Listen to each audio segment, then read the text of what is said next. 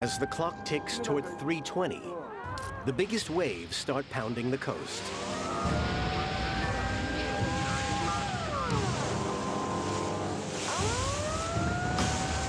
Hundreds capture the moment on camcorders and camera phones.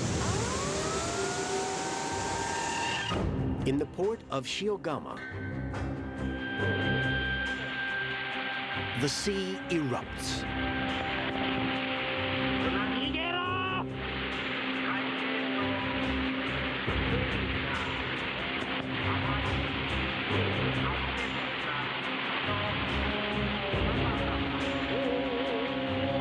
For this car and the occupants, there's no escape.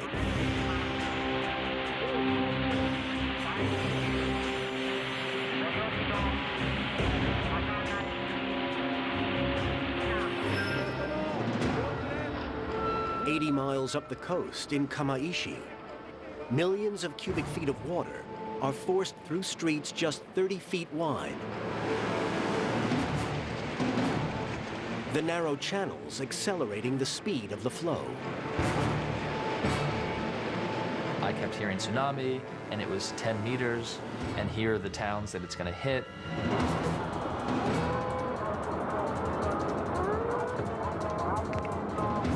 But I had no idea the power and force that the tsunami would bring. We all had a feeling a tsunami was going to come. Just because when you have that big of an earthquake, there's just always a fear.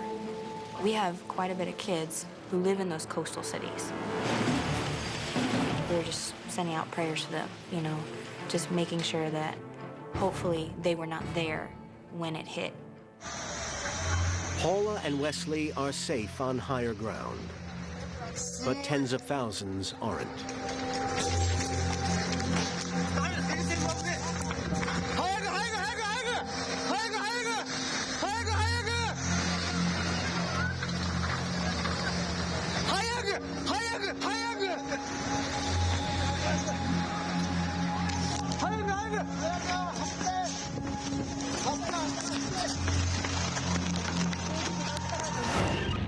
In Kesenuma, one eyewitness video shows town becomes sea inside 4 minutes.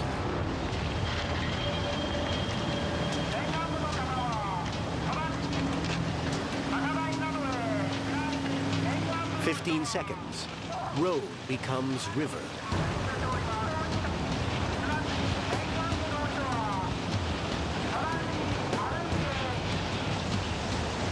1 minute, 20 seconds. A warehouse weighing thousands of tons is picked up like a rag doll.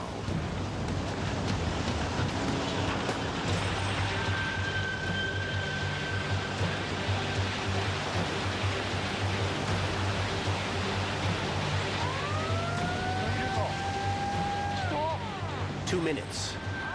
He spots a person in the water. It's a flood of truly biblical proportions.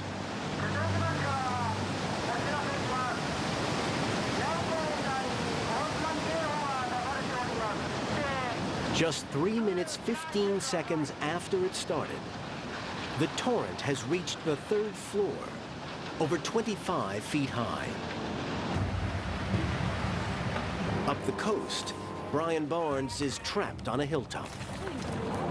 There's just all hell breaks loose, and the water really comes in, pushing forward the tree that was right below me, and the tree's cracking away from the hill. Here it comes! Just completely developed this 40-foot tree in a matter of seconds. My thought at the moment was, when will it stop? You know, is it going to come all the way up to swallow this entire hill? And, you know, I mean, at that point, you just start thinking, you know, I mean, those are your final seconds in life.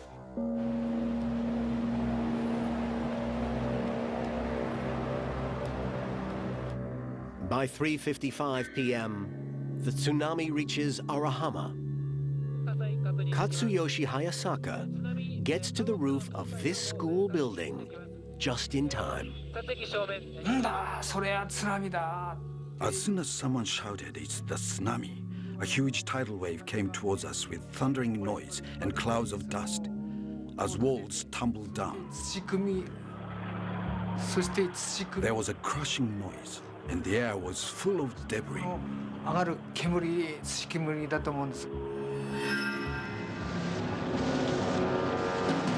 At 3:57, the water pours into Sendai Airport, 1 mile inland.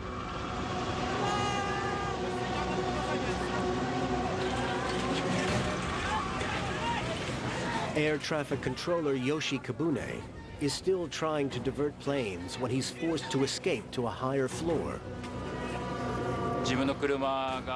I watched as my own car, which was parked in the car park in front, got swept away.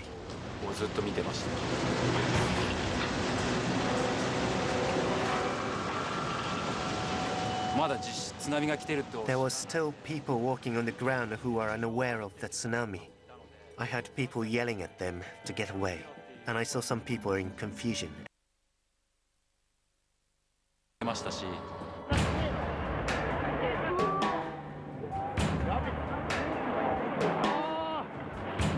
The tsunami wave doesn't stop until it reaches 6 miles inland.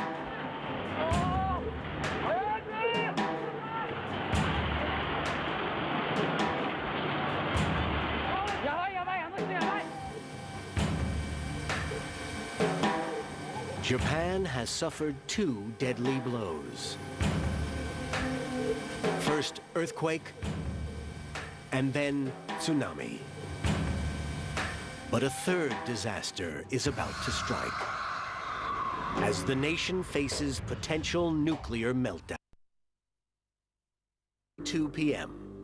Just 56 minutes after Japan is rocked by one of the top 5 earthquakes in recorded history, the tsunami wave approaches Fukushima Daiichi nuclear plant. Inside are 3 active nuclear reactors.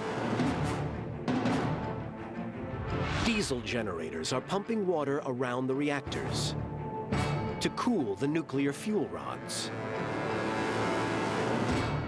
But these generators must stay dry.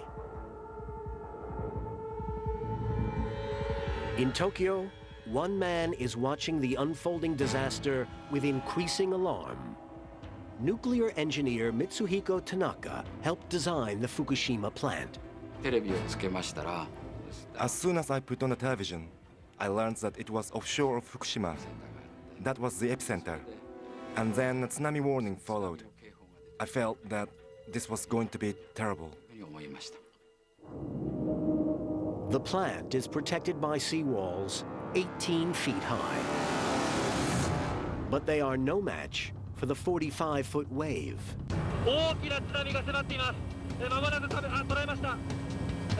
Filmed just after the wave has hit, this astonishing video shows the damage.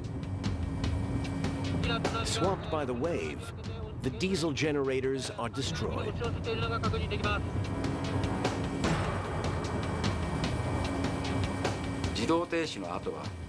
There is something very important that has to happen after an automatic shutdown, and that is to immediately cool the reactor. Now, there is just one backup cooling system left: battery-operated pumps. But they only have an 8-hour charge, and the clock is ticking. While Fukushima edges toward nuclear meltdown, across Japan's east coast, people are fighting for their lives. At its highest measured point, the tsunami reached 124 feet above sea level. It broke my heart to see some of the areas that I've walked. How many of those cities are gone? How many of the places have I been to that aren't there anymore? How many of my friends are missing their homes or not even alive anymore? For many, helicopters offer the only escape route from their island prisons. ヘリコプターの音がしたんですよね。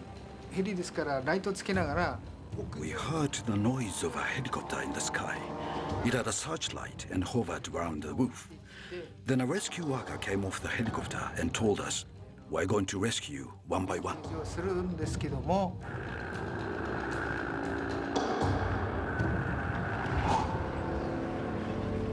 Brian Barnes returns to Otsuchi to discover a scene of utter devastation.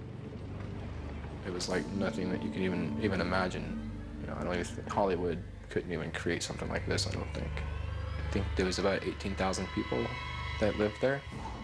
And at this point, there's not enough people living to take care of their dead.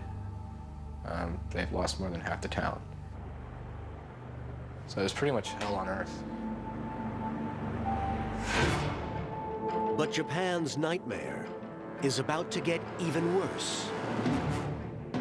At Fukushima nuclear plant, the battery-operated cooling pumps run out of power.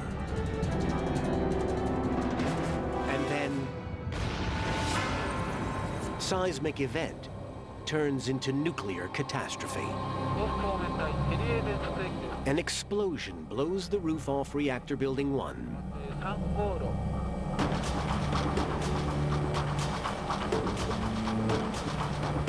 2 days later, another explosion hits Reactor Building 3. With all automatic systems disabled, the authorities have to make a terrifying decision. They must send men into a radioactive disaster zone to manually cool the reactors.